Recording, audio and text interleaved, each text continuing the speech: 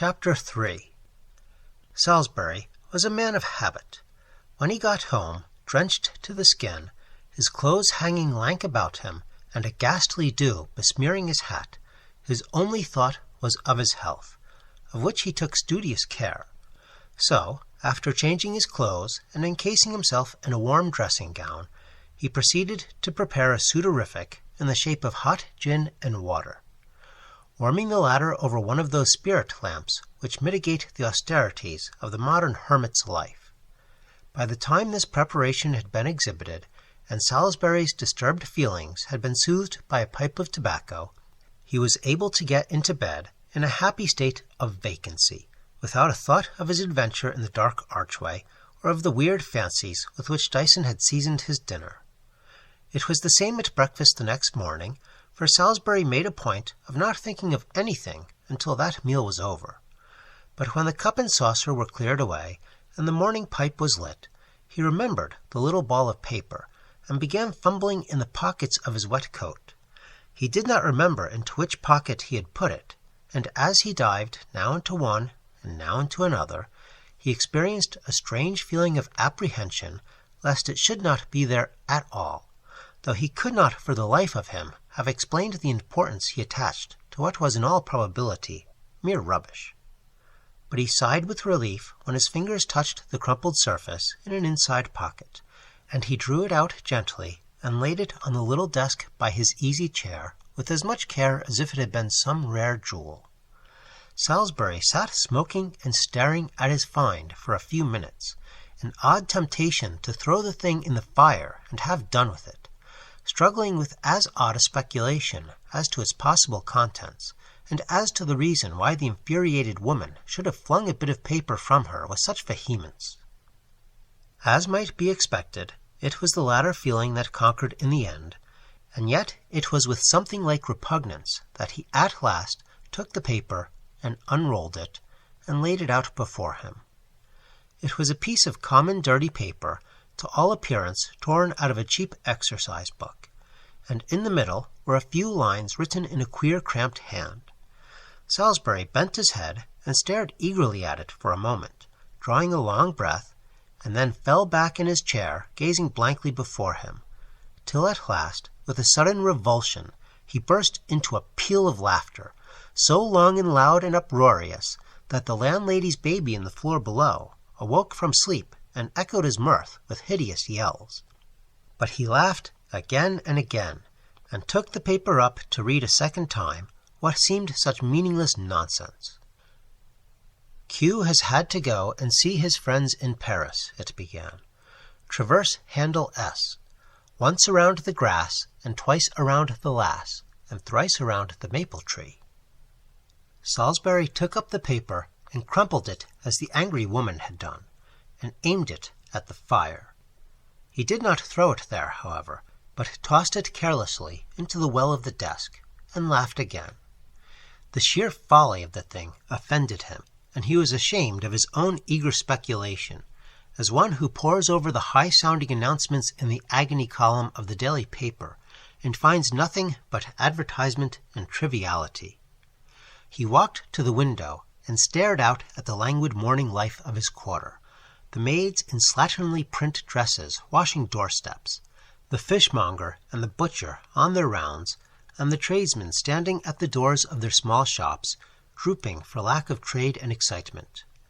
In the distance, a blue haze gave some grandeur to the prospect, but the view as a whole was depressing, and would only have interested a student of the life of London, who finds something rare and choice in its every aspect.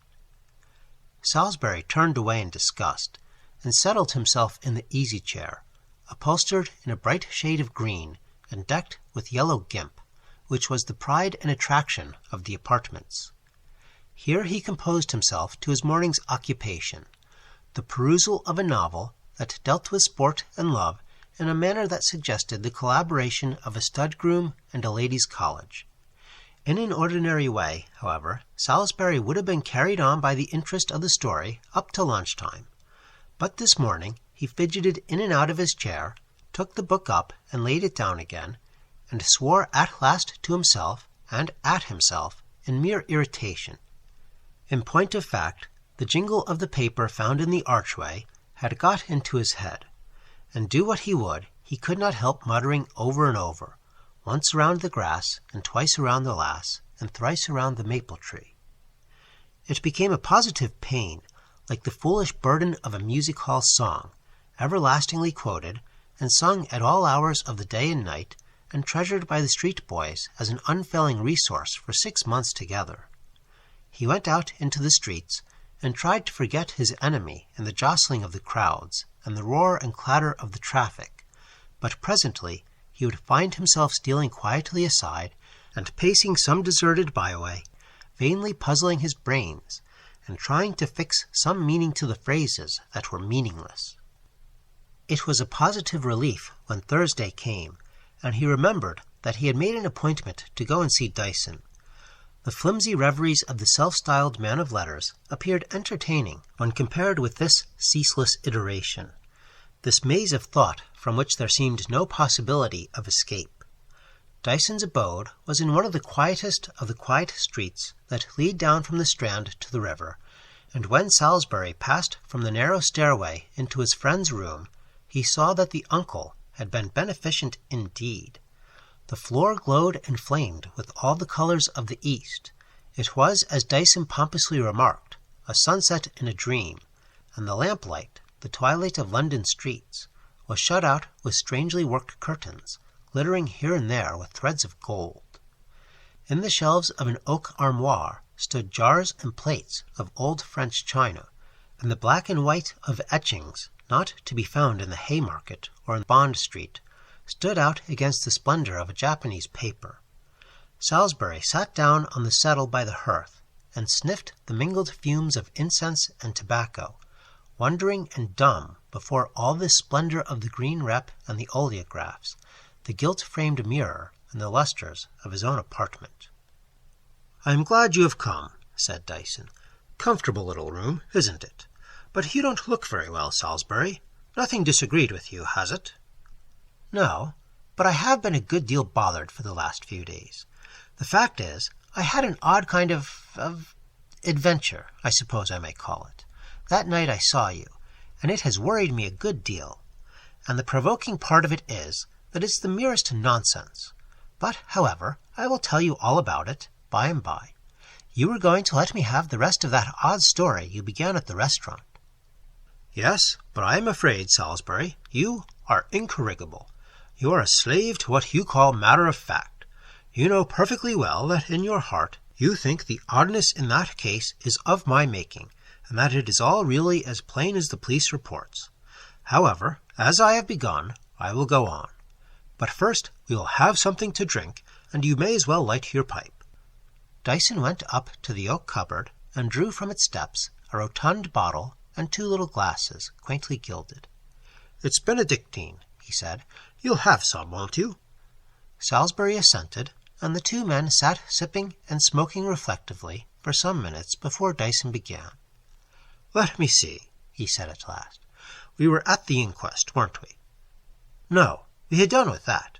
Ah, I remember. I was telling you that on the whole I had been successful in my inquiries, investigation, or whatever you like to call it, into the matter. Wasn't that where I left off?" "Yes, that was it. To be precise, I think 'though' was the last word you said on the matter." "Exactly.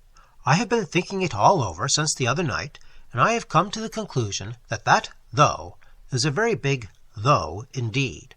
Not to put too fine a point on it, I have had to confess that what I found out, or thought I found out, amounts in reality to nothing.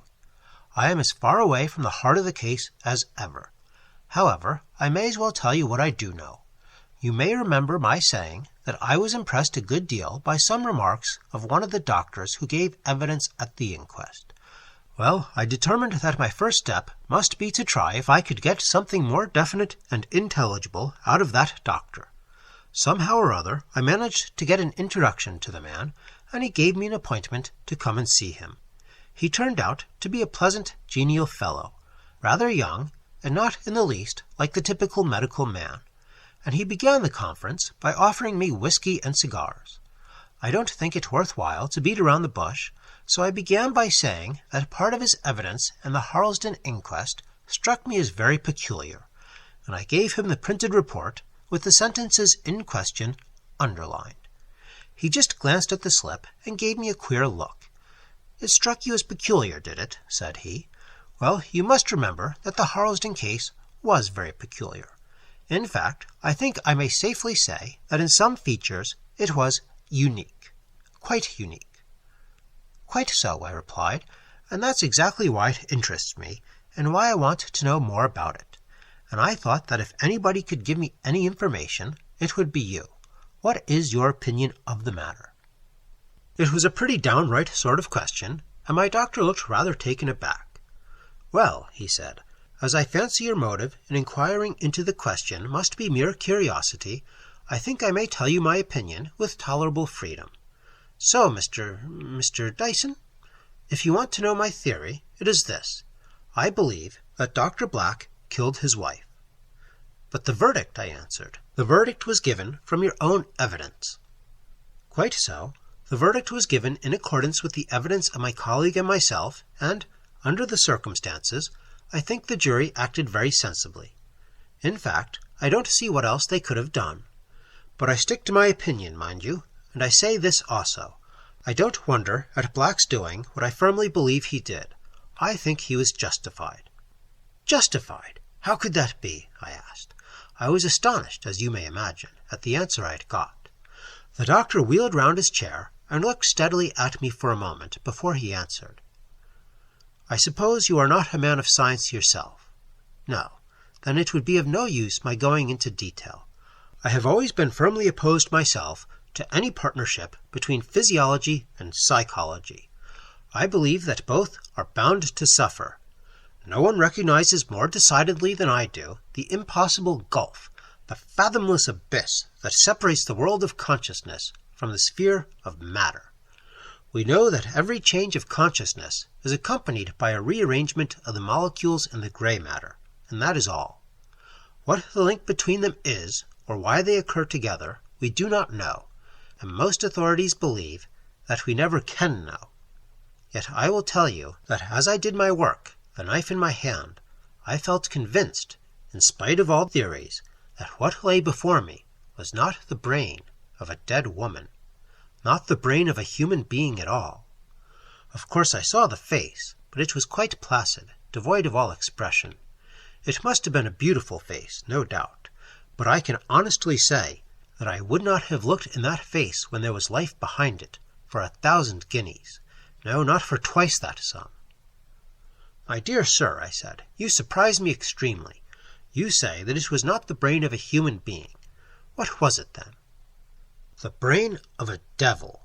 He spoke quite coolly, and never moved a muscle. "The brain of a devil," he repeated, "and I have no doubt that Black put a pillow over her mouth and kept it there for a few minutes. I don't blame him if he did. Whatever Mrs. Black was, she was not fit to stay in this world. Will you have anything more? No? Good night. Good night." It was a queer sort of opinion to get from a man of science, wasn't it? When he was saying that he would not have looked on that face when alive for 1,000 guineas, or 2,000 guineas, I was thinking of the face I had seen, but I said nothing. I went again to Harlesden, and passed from one shop to another, making small purchases, and trying to find out whether there was anything about the Blacks which was not already common property, but there was very little to hear. One of the tradesmen to whom I spoke said he had known the dead woman well. She used to buy of him such quantities of grocery as were required for their small household, as they never kept a servant, but had a charwoman in occasionally, and she had not seen Mrs. Black for months before she died. According to this man, Mrs. Black was a nice lady, always kind and considerate, and so fond of her husband and he of her, as everyone thought. And yet, to put the doctor's opinion on one side, I knew what I had seen. And then, after thinking it all over, and putting one thing with another, it seemed to me that the only person likely to give much assistance would be Black himself, and I made up my mind to find him. Of course, he wasn't to be found in Harlesden. He had left, I was told, directly after the funeral. Everything in the house had been sold, and one fine day Black got into the train with a small portmanteau and went nobody knew where. It was a chance if he were ever heard of again, and it was by mere chance that I came across him at last. I was walking one day along Gray's Inn Road, not bound for anywhere in particular, but looking about me, as usual, and holding on to my hat, for it was a gusty day in early March, and the wind was making the tree-tops in the inn rock and quiver. I had come up from the Holborn end, and I had almost got to Theobald's Road, when I noticed a man walking in front of me, leaning on a stick, and to all appearance very feeble. There was something about his look that made me curious, I don't know why, and I began to walk briskly with the idea of overtaking him, when, of a sudden, his hat blew off and came bounding along the pavement to my feet. Of course I rescued the hat, and gave it a glance as I went towards its owner. It was a biography in itself, a Piccadilly maker's name in the inside, but I don't think a beggar would have picked it out of the gutter. Then I looked up and saw Dr. Black of Harlesden waiting for me. A queer thing, wasn't it? But Salisbury, what a change! When I saw Dr. Black coming down the steps of his house at Harlesden, he was an upright man, walking firmly with well-built limbs, a man, I should say, in the prime of his life. And now before me there crouched this wretched creature, bent and feeble, with shrunken cheeks and hair that was whitening fast, and limbs that trembled and shook together, and misery in his eyes. He thanked me for bringing him his hat, saying, "I don't think I should ever have got it. I can't run much now. A gusty day, sir, isn't it?" And with this he was turning away, but by little and little I contrived to draw him into the current of conversation, and we walked together eastward. I think the man would have been glad to get rid of me, but I didn't intend to let him go, and he stopped at last in front of a miserable house in a miserable street. It was, I verily believe, one of the most wretched quarters I have ever seen. Houses that must have been sordid and hideous enough when new, that had gathered foulness with every year, and now seemed to lean and totter to their fall. "I live up there," said Black, pointing to the tiles. "Not in the front, in the back. I am very quiet there. I won't ask you to come in now, but perhaps some other day." I caught him up at that, and told him I should be only too glad to come in and see him. He gave me an odd sort of glance, as if he was wondering what on earth I, or anybody else, could care about him, and I left him fumbling with his latchkey. I think you will say I did pretty well when I tell you that within a few weeks I had made myself an intimate friend of Black's. I shall never forget the first time I went to his room. I hope I shall never see such abject, squalid misery again. The foul paper, from which all pattern or trace of a pattern had long vanished, subdued and penetrated with the grime of the evil street, was hanging on mouldering pennons from the wall. Only at the end of the room was it possible to stand upright, and the sight of the wretched bed and the odor of corruption that pervaded the place made me turn faint and sick. Here I found him munching on a piece of bread. He seemed surprised to find that I had kept my promise, but he gave me his chair and sat on the bed while we talked. I used to go and see him often, and we had long conversations together, but he never mentioned Harlesden or his wife. I fancy that he supposed me ignorant of the matter, or thought that if I had heard of it, I should never connect the respectable Dr. Black of Harlesden with the poor garretteer of the backwoods of London. He was a strange man, and as we sat together smoking, I often wondered whether he were mad or sane, for I think the wildest dreams of Paracelsus and the Rosicrucians would appear plain and sober fact compared with the theories I have heard him earnestly advance in that grimy den of his. I once ventured to hint something of the sort to him. I suggested that something he had said was in flat contradiction to all science and all experience. "No, Dyson," he answered, "not all experience, for mine counts for something. I am no dealer in unproved theories. What I say I have proved for myself, and at terrible cost. There is a region of knowledge of which you will never know, which wise men, seeing from afar off, shun like the plague, as well they may, but into that region I have gone. If you knew, if you could even dream of what may be done, of what one or two men have done in this quiet world of ours, your very soul would shudder and faint within you. What you have heard from me has been but the merest husk and outer covering of true science, that science which means death, and that which is more awful than death to those who gain it. No, Dyson, when men say that there are strange things in the world, they little know the awe and the terror that dwell always within them and about them. There was a sort of fascination about the man that drew me to him, and I was quite sorry to have to leave London for a month or two. I missed his odd talk. A few days after I came back to town, I thought I would go and look him up, but when I gave the 2 rings at the bell that used to summon him, there was no answer. I rang and rang again, and was just turning to go, when the door opened, and a dirty woman asked me what I wanted. From her look, I fancy she took me for a plain-clothes officer after one of her lodgers, but when I inquired if Mr. Black was in, she gave me a stare of another kind. "There's no Mr. Black lives here," she said. "He's gone. He's dead this 6 weeks. I always thought he was a bit queer in his head, or else had been and got into some trouble or other. He used to go out every morning from 10 till 1, and one Monday morning we heard him come in and go into his room and shut the door, and a few minutes after, just as we was a-sitting down to our dinner, there was such a scream that I thought I should have gone right off. And then we heard a stamping, and down he came, raging and cursing most dreadful, swearing he had been robbed of something that was worth millions. And then he just dropped down into the passage, and we thought he was dead. We got him up to his room and put him on his bed, and I just sat there and waited, while my husband he went for the doctor. And there was the window wide open, and a little tin box he had lying on the floor, open and empty. But of course nobody could possibly have got in at the window, and as for him having anything that was worth anything, it's nonsense, for he was often weeks and weeks behind with his rent, and my husband, he threatened often and often to turn him into the street, for, as he said, we've got a living to make, like other people. And of course that's true, but somehow I didn't like to do it, although he was an odd kind of a man, and I fancy he had been better off.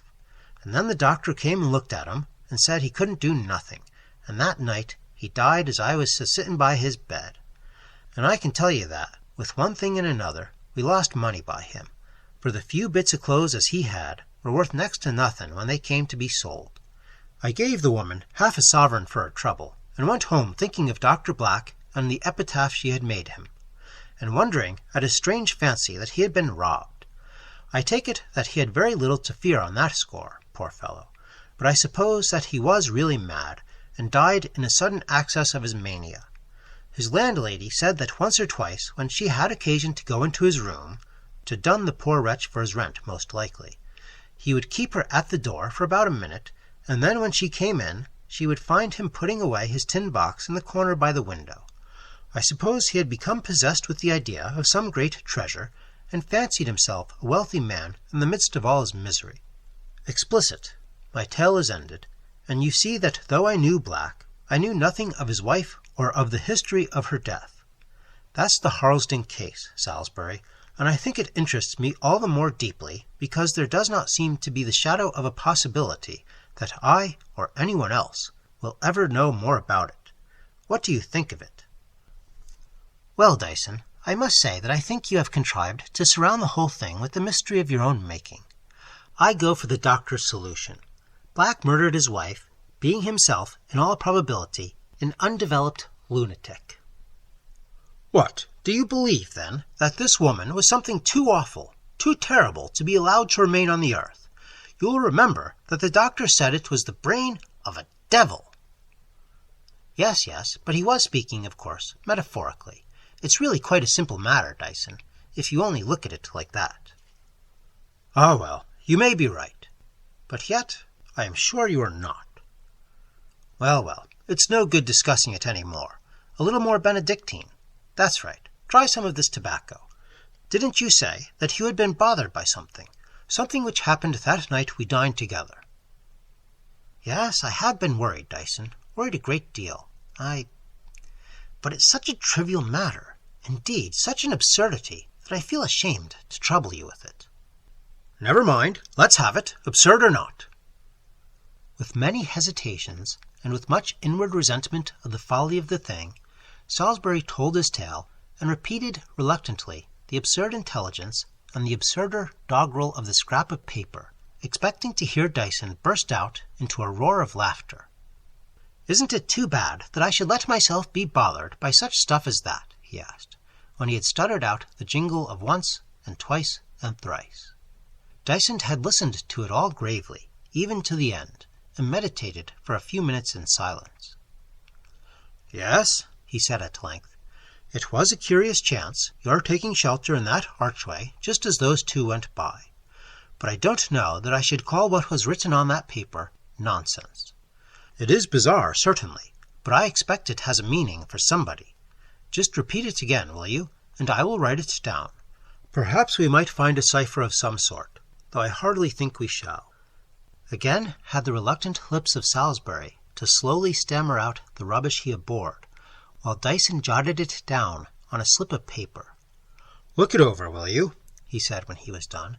"It may be important that I should have every word in its place. Is that all right?" "Yes, that is an accurate copy, but I don't think you will get much out of it. Depend on it, it is mere nonsense, a wanton scribble. I must be going now, Dyson. No more. That stuff of yours is pretty strong. Good night." "I suppose you would like to hear from me, if I did find out anything." "No, not I. I don't want to hear about the thing again. You may regard the discovery, if it is one, as your own." "Very well. Good night."